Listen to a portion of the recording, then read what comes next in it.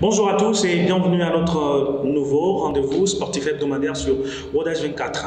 Et comme la semaine dernière, on va parler de la Ligue des Champions, on va faire le débrief des matchs, des grands matchs de cette Ligue des Champions, de cette quatrième journée de la Ligue des Champions. Et comme l'équipe elle est complète, elle est au complet, on va saluer les chroniqueurs. Bonjour Monsieur Madouani. Exactement, bonjour Monsieur Hospice, très heureux de vous retrouver une fois encore. C'est normal que vous soyez heureux parce que voilà, vu l'état du Barcelone, c'est normal que vous soyez heureux. Bonjour Monsieur, notre traître. Bonjour Monsieur Hospice, très bien, un véritable salon encyclopédique, j'espère qu'on va se régaler. Un véritable salon encyclopédique. Avant d'ouvrir cette encyclopédie, on va prendre une petite pause, on va souffler un tout petit peu, on va revenir après le jingle. À tout à l'heure. Quatrième journée de cette fameuse Ligue des Champions 2022-2023. Des équipes se sont mises en difficulté, d'autres ont profité pour gagner des points pour se qualifier pour le tour suivant. On va commencer rapidement avec le premier match du mardi dernier. Allez, le Manchester City qui est allé faire un match nul très décevant de la part des Citizens face à Copenhague, cette équipe danoise. Voilà, le Manchester City de Pep Guardiola a fait match nul avec l'équipe de Copenhague, 0 but partout, il n'y a pas eu de but. Mais moi, je sanctionne immédiatement Pep Guardiola suite à sa proposition.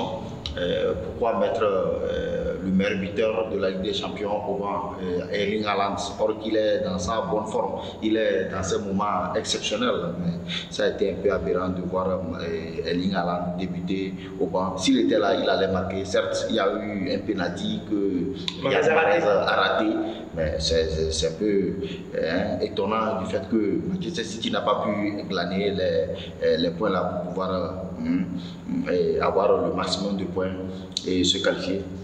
Je ne sais pas dans quelle langue je vais vous expliquer que Erling Haaland, il faut qu'il joue dans des grands matchs.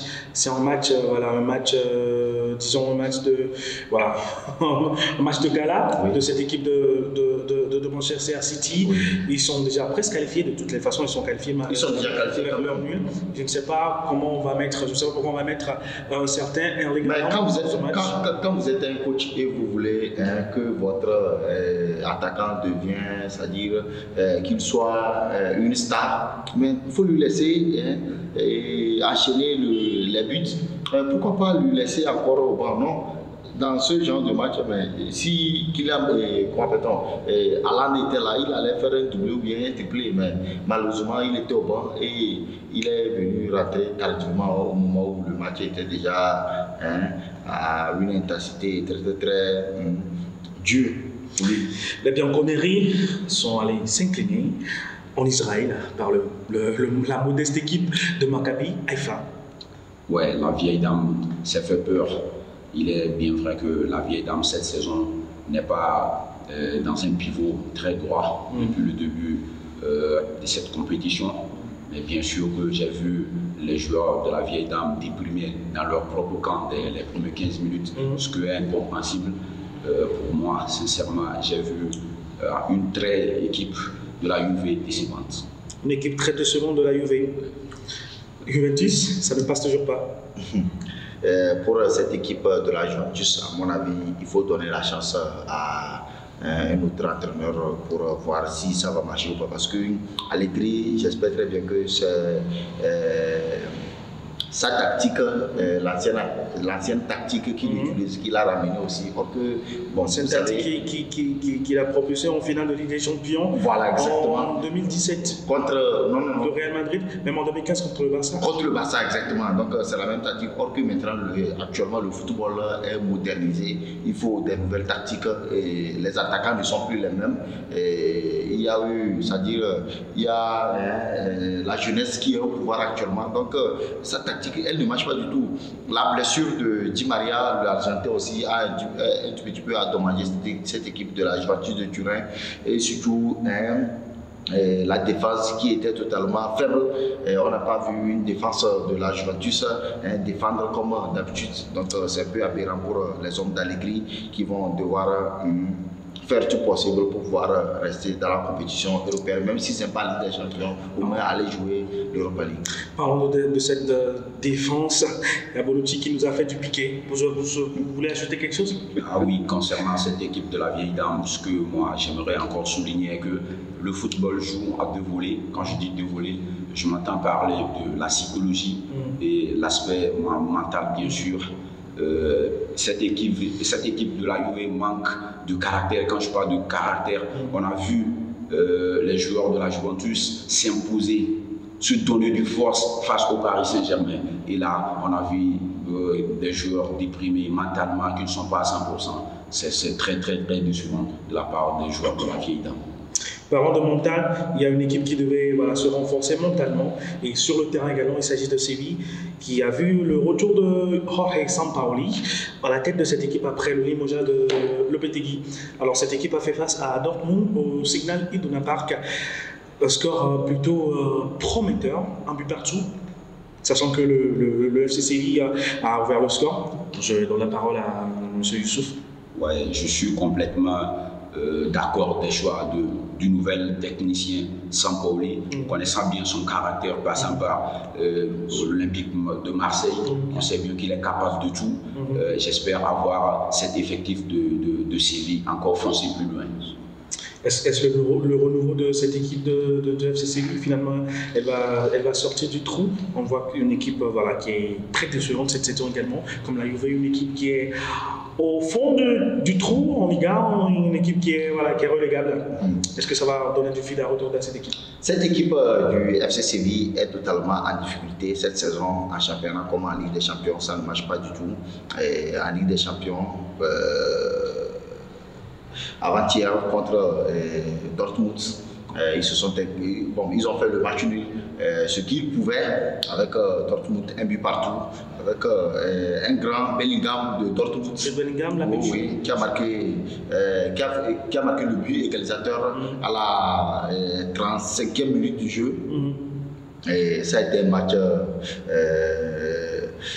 disons, à une allure de croisière. Pourquoi je dis ça? On voyait des occasions qui partaient de part et d'autre. Et bon, ces deux équipes n'arrivaient pas à se départager les points. Et bon, au finish, je peux dire la chance, elle a été du côté des Sévilliens parce qu'ils pouvaient toutefois être menés, mais malheureusement, les hommes de Dortmund, les joueurs de Dortmund plutôt, n'ont pas pu faire le break pour pouvoir gagner ce match. Donc ils se sont restés sur le score de 1 but partout. Le score nul. Un score nul de 1 but partout, c'est le même score qu'a connu le match entre Dynamo Zagreb de Croatie et le club autrichien de Salzbourg. Voilà. Mais le match qui nous retient encore, c'est le match entre Chelsea et le Milan AC. Voilà. Milan n'arrive toujours pas face à cette équipe de Chelsea. Ouais, bien sûr, cette équipe de Chelsea, nous voyons bien qu'il y a de renouveau. Quand je parle de renouveau, le nouveau entraîneur est venu, il a dicté ses lois. On voit que ça marche, que ce soit en championnat ou en Ligue des Champions. Cette équipe de Milan, j'aimerais rebondir face à cette équipe de Chelsea. Moi, je pense que, selon moi, mon avis, je pense que je suis convaincu que le résultat tourne de Chelsea. Le résultat tourne pour Chelsea. Qu'est-ce que vous retenez de ce match? Voilà, le match qui opposait l'AC Milan et Chelsea. L'AC Milan qui accueillait Chelsea dans son temple. Déjà, c'était un match qui était à la portée des Milanais pour pouvoir glaner les points et se maintenir dans cette compétition. Mais malheureusement, ça n'a pas été le cas. Les hommes de Potter se sont imposés 2-0 avec un grand Jorginho et Pierre-Emerick Aubameyang, le Gabonais. Déjà, dès l'entame du jeu, les hommes de Potter ont su immédiatement gérer la possession de balle avec une possession de balle de 64 contre 36. Déjà, c'est un peu aberrant pour une équipe milanaise qui espère se qualifier pour les huitièmes de finale. Donc, c'était une victoire totalement méritée pour les Blues. Voilà. On retient également que cette équipe, on retient également que l'équipe du Rasenball, Leipzig, est allée battre en Écosse, pardon, cette équipe de Leipzig, 2-0, de but de Timo Werner et Emil Forsberg. Il y a un autre match également qui va vous plaire, d'accord? Le match entre le Real Madrid et le Shakhtar Donetsk. Voilà. D'accord, que le Shakhtar Donetsk est la bec noire en Ligue des Champions de cette équipe du Real Madrid. On a vu des faits du jeu. Un but égalisateur à la dernière minute de Antonio Rudiger. À la 95e minute. Qui s'est blessé également, j'espère qu'il va bien. Oui.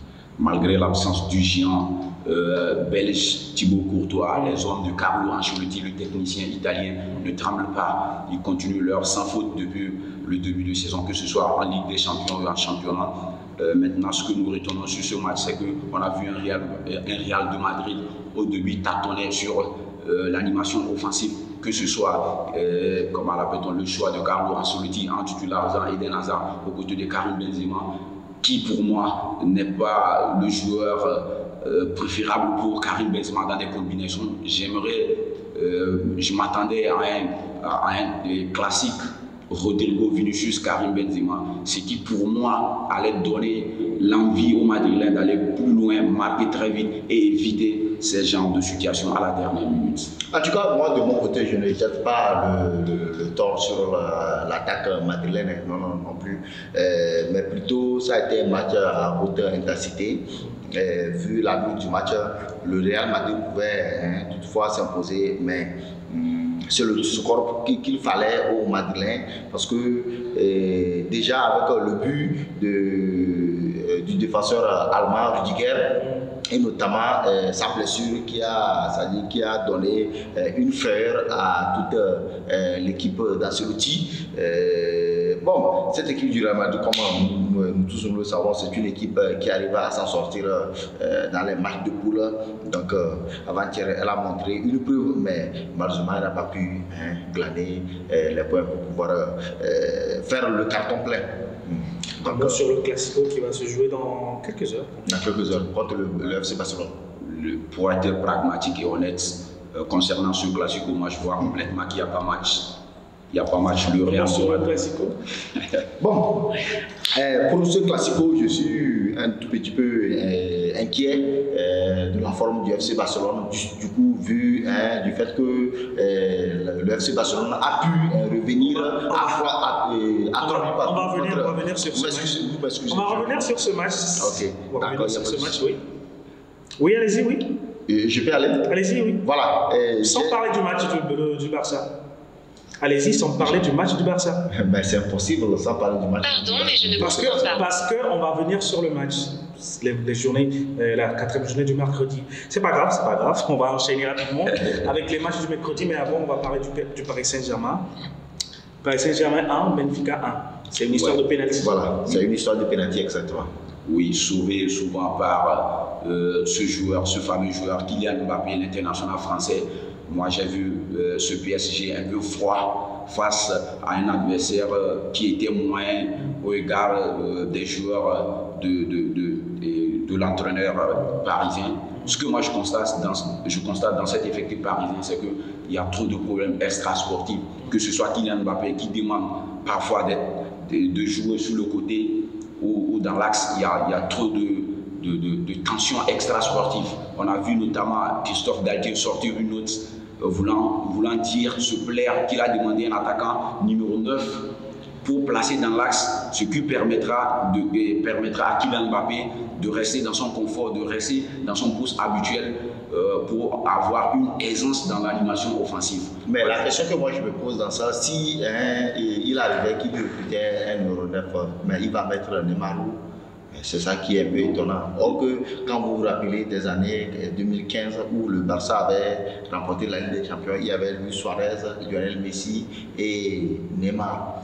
Oui, mais c'est le Barça, mais vous prenez toujours le Barça pour référence. Aujourd'hui, l'équipe que le Paris Saint-Germain a actuellement à sa possession, mais déjà, mais je ne vois pas l'inquiétude de se plaindre comme ça. Non, Kylian Mbappé personnellement se plaint quand il est dans l'axe. qui n'est pas l'Est. Ce n'est pas parce Il marque pas que des Mbappé buts. a nommé le Real Madrid que vous lui en voulez. Non, Bon, de toute façon, je dis ça, je dis n'en veux rien. pas. Je dis ça, je dis rien. Un bon joueur, on doit le mettre dans des conditions favorables afin de donner de son. Mais moi, quand vous parlez, Après, je vous donne le numéro du. Voilà, quand vous parlez de meilleur joueur, moi, ça m'inquiète un petit peu parce que Lionel Messi est là-bas, il y a Neymar Junior. Bien sûr, l'année dernière, Quand on veut compter les trophées de ces deux joueurs par rapport à Kylian l'année dernière, seul Kylian Mbappé a porté le PSG. Tous, nous l'avons vu. Mais le PSG a remporté la Ligue des Champions, c'est ça? Non, il n'a pas remporté. Voilà, malheureusement. On va revenir après le jingle, après la pause. Retour sur ce plateau pour parler toujours de cette Ligue des Champions, des matchs de mercredi, voilà, comme M. Aligny l'a introduit, introduisez le match Exactement. entre Napoli et l'Ajax. Voilà. Et cette équipe de Napoli, c'est une équipe qui impressionne énormément. C'est un rouleau compresseur.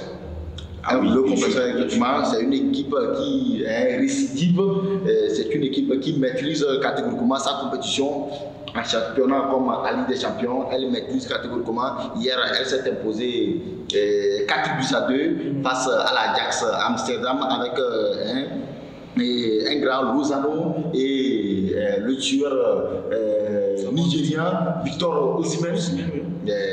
Déjà, j'ai pas suivi le match, vous savez vous-même. Voilà. En fait, moi j'ai eu la chance de ce match. C'était un match catégoriquement maîtrisé pour les Napolitains. Le but de Erwin Lozano, Raspadori, oui. Sur penalty et oui. Il faut que je donne la parole à M. Youssef parce qu'il a déroulé un script sur ce match. Bien sûr, si je ne lui donne pas la parole, j'aurai chaud. Bien sûr. Zambo Ngissa, l'international camerounais, oui. Et ses coéquipiers continuent leur festival et sans faute, 12 points sur 12 possibles. Oui. Je me rappelle la seule équipe après le Bayern. La dernière fois que cette équipe a fini première dans le groupe, c'était en 2010. Cette année, les Napolitains, on les a tout nécessaire pour aller bousculer la hiérarchie européenne. Bousculer la hiérarchie européenne, on ne sait pas où ils vont s'arrêter. De toutes les façons, on sait où va s'arrêter le Barça. J'aimerais jeter un petit peu du fruit sur cette équipe napolitaine. C'est une équipe qui maîtrise catégoriquement sa saison d'une façon globale. Déjà en championnat.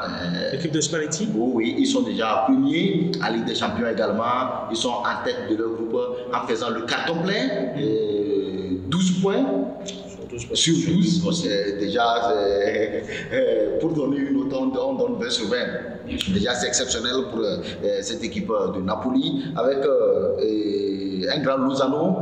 Déjà, le match passé, je me disais peut-être que cette équipe, elle a gagné avec une chance, mais battre encore une fois l'Ajax, mais c'est un peu étonnant. 6-1, la chance, 6-1. Ok, 12 points sur 12 possibles, mais il y a une équipe qui est toujours à la traîne, comme le Barça. 4 points sur 12 possibles, je veux parler de l'Atlético, qui a fait un nul décevant, 0-0 contre le club Bruges de Fernando Clair. Oui, cette équipe d'Atlético Madrid, l'équipe espagnole, sincèrement, cette équipe, elle est complètement en difficulté cette saison en championnat comme en Ligue des Champions, ça ne marche pas du tout. Moi, je remets en question la tactique, la vieille tactique de l'entraîneur argentin Diego Simeone, qui utilise toujours la même tactique, or que ça ne marche pas. Actuellement, je l'avais déjà dit, les équipes ont modernisé un petit peu leur tactique du jeu et vous allez voir, c'est la jeunesse qui est au pouvoir maintenant. Quand vous entamez un match, il faut entamer ce match d'une façon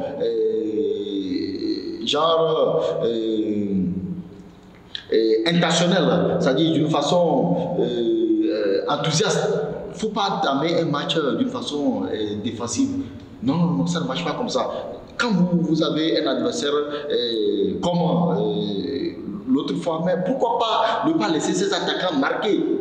Et on voit un João Félix qui n'a plus sa forme au début de la saison. C'est un peu aberrant parce que moi, pour sanctionner, c'est le coach, moi je sanctionne parce que c'est à lui de revoir la performance de l'équipe. Si l'équipe ne marche pas, c'est à lui de revoir les trucs. Mais jusqu'à présent, Diego Simeone, il continue toujours sa vieille tactique. Donc c'est au président d'amener la décision finale. Ouais, bien sûr, le technicien argentin Diego Simeone perd ses repères. Si on me disait que le football de l'Atlético Madrid est à l'épilogue, je dirais que oui. Quand on voit le match de la dernière fois, on sent un certain nombre de fatigues chez certains joueurs. C'est ce que M. Matou vient de dire. Un joueur Félix qui n'a plus marqué depuis avril, il n'est pas mis dans de bonnes conditions. On voit des Gabi, il y a des jeunes, il faut donner beaucoup de chance aux jeunes. Sincèrement, c'est très décevant de voir une équipe espagnole encore sombrer dans le noir.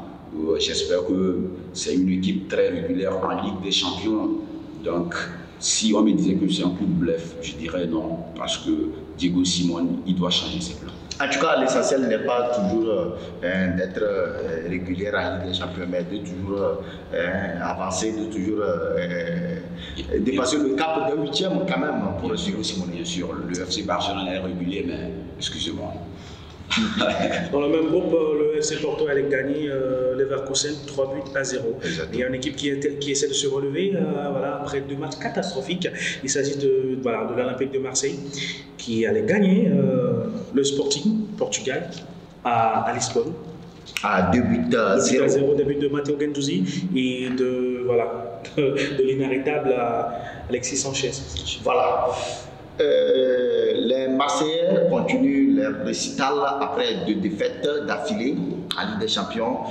Déjà, c'est très, très impressionnant pour les hommes du corps Tudor qui ont fait le maximum pour pouvoir glaner les points et gagner leur adversaire 2 buts à 0, surtout à l'extérieur.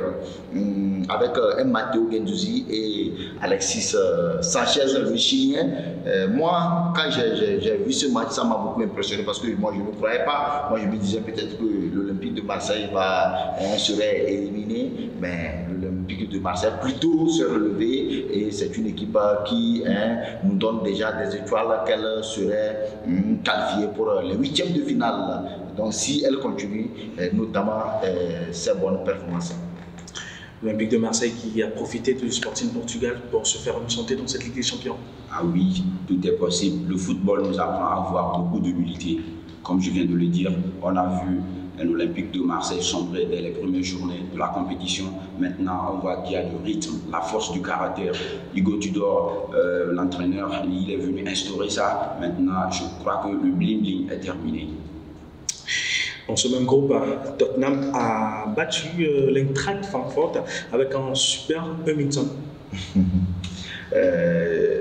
Ce match, c'était un match un peu, disons, sombre pour les Allemands. Du coup, ils étaient les premiers à marquer le but avec un grand Kamada. Moi, j'étais un peu étonné du fait que les Spurs sont revenus plutôt au score et le break de Harry Kane, l'anglais, et Son qui vient doubler à la 36e minute. Déjà, les Spurs de Antonio Conte ont maîtrisé catégoriquement ce match. On sent immédiatement que les hommes d'Antonio Conte ont l'intention de se qualifier pour les 8e de finale. Déjà, avec cette allure, ils ont 80% de chances de se qualifier immédiatement. On va revenir dans le groupe A, le groupe du Napoli et de l'Ajax, pour parler un tout petit peu de cette équipe de Liverpool qui se fait également une convalescence face aux Rangers. Oui. Score sans appel 7-1. Avec C'est un triplé de Mohamed Salah, l'Égyptien. Oui. C'était un match qui m'a beaucoup impressionné avec, à noter, l'homme du match, Roberto Firmino, l'international brésilien, qui a été élu homme du match avec un doublé et une passe décisive. Déjà, c'est exceptionnel pour lui et ça sent bon qu'il serait déjà sans doute sélectionné pour le mondial au Qatar. Je reviens sur le pharaon, l'Égyptien Mohamed Salah, qui a fait juste 20 minutes avec un triplé. Il n'était pas titulaire. il est venu rentrer et faire un triplé déjà. C'est lui le premier joueur dans l'histoire de la Ligue des Champions à faire un triplé dans des circonstances comme ça. Ah, bien sûr, les grands joueurs, les grands entraîneurs. Moi, je suis un peu touché et très impacté, d'ailleurs très fier de Jürgen Klopp de mettre le pharaon sur le banc. Peut-être, qui sait, c'est ce qui a piqué l'ego de Mohamed Salah, nous montrer sur Mohamed Salah qu'on s'attendait au début du saison. En tout cas, à mon avis, Salah, il est venu juste mettre encore du bonbon sur la fête parce que l'équipe gagnait déjà. Mais c'est bon, je lui jette les fleurs avec son triplé. Mais à noter, l'équipe était déjà dominante. Bien sûr, on a vu un Mohamed Salah qui n'est pas en forme. Je ne sais pas si c'est l'absence de l'homme en profondeur, comme on l'appelle souvent Sadio Mané, ou quoi. Je ne vois pas une animation offensive très claire de la part de Mohamed Salah, comment l'appelle-t-on, l'international uruguayen qui est blessé. Donc, j'espère que dans les jours à venir, on aura le Mohamed Salah de 2019-2020. On va parler de ce fameux groupe. Le groupe, c'est le groupe du Bayern, du Viktoria Pilsen, de l'Inter et du Barça. Le Bayern est allé gagner la première mi-temps du match de ce match en République tchèque, le Viktoria Pilsen. Le Viktoria Pilsen a mis quand même 2 buts à cette équipe du Bayern. Ah oui. Score final de 2 buts, 4 buts à 2 pour le Bayern. Bien sûr, que dire encore du Bayern de Munich qui continue sans faute. Sans faute, bien sûr, Sadio Mané encore décisif, c'est tout ce qu'on peut retenir. L'international sénégalais s'est encore une fois régalé en montrant, en défiant ses détracteurs. Barcelone 3, Inter 3. Je vais remettre un petit peu le point sur ce match entre le Viktoria Pilsen et le Bayern Munich. C'était un match qui était impressionnant pour les Bavarois avec le but de Sadio Mané et le but de Thomas Müller et le doublé du le doublé du milieu du terrain allemand, Léon Goretzka. Déjà, cette équipe elle a fait le carton plein pour pouvoir glaner les 12 points sur 12 pour se qualifier immédiatement pour le 8e de finale. Mais ce qui est un peu inquiétant, ils ont perdu leur grand milieu du terrain, l'expérimenté Thomas Müller. Barcelone 3, Inter 3. Ce match est un peu rigolant pour les Barcelonais. Bref, vous avez 1 minute. Ok, ne vous inquiétez pas. Ce match est un peu inquiétant pour les Barcelonais. Mais moi, je m'attendais à une qualification directe des Interistes, c'est-à-dire à une victoire directe plutôt des Interistes. Mais malheureusement, l'occasion qu'il fallait pour faire le break, l'occasion qu'il fallait pour gagner le match, mais malheureusement, ils ont raté. L'attaquant n'a pas pu faire la passe à son coéquipier pour tuer complètement le match plutôt. Et ça a été un match soldé à 3 buts partout. Déjà, ça donne plutôt une confiance aux hommes de Xavi et Robert Lewandowski qui était très en forme en marquant 2 buts dans les toutes dernières secondes du match. Inter 3, Barcelone 3. Oui, moi je rebondis aux côtés de le Polonais Robert Lewandowski. Sa situation est un peu pathétique. Quand je dis pathétique, j'aimerais entendre, il se donne pour soulever l'équipe malgré son doublé, ça n'a rien donné. Encore une fois, je reviens sur les choix tactiques du technicien espagnol Xavi Hernandez. Je ne comprends pas Franck Kessié qui est sur le banc attendre jusqu'à la 60 quelque chose avant de lui faire entrer, ou un certain De Jong. D'accord, qu'il revienne de blessure. Ah oui, bien sûr. Sur ce match-là, on veut des résultats. À noter également que la défense barcelonaise était totalement affaiblie. Elle n'était pas du tout en forme. Les 3 meilleurs défenseurs du Barça sont la compétition. Vous ne comptez pas Gérard Piqué. Donc quand on parle de la Ligue des Champions, on parle aussi de l'expérience des joueurs. On ne peut pas laisser un certain Frenkie de Jong, qui pour moi est un vétéran en quelque sorte, laisser la chance à Pedri, Gavi, si bien que les jeunes ont du talent, si ça ne marche pas avec les jeunes, il faudrait encore faire un saut temporel et relancer les gens d'expérience. Je ne comprends pas les choix de Xavi. Je ne veux pas m'enflammer sur ce plateau. Un dernier mot, 5 secondes sur le Classico. Dernier mot sur le Classico, 5 secondes. On a sans doute le Real Madrid va battre immédiatement le FC Barcelone à 3 buts à 0. Avec un doublé de Vinicius Junior. Le football nous apprend à avoir de l'humilité. Je compte beaucoup sur cet effectif de Carlo Ancelotti. Je sais qu'elle est capable de tout. Elle peut aller faire mal, surtout un Karim Benzema en forme et un Vinicius. Mais par contre, je vois aussi un Barcelone très tranchant à cause du géant polonais Robert Lewandowski. Et vous, votre pronostic sur ce match? Il est fair play, au moins il est réaliste. Bah, rendez-vous rendez-vous dimanche prochain. Moi, je ne vais plus trop parler. Rendez-vous le dimanche prochain. On est d'accord que le dernier match qui a opposé ces deux équipes, c'est la fin de cette émission. Passez une très bonne soirée. Au revoir et à très bientôt.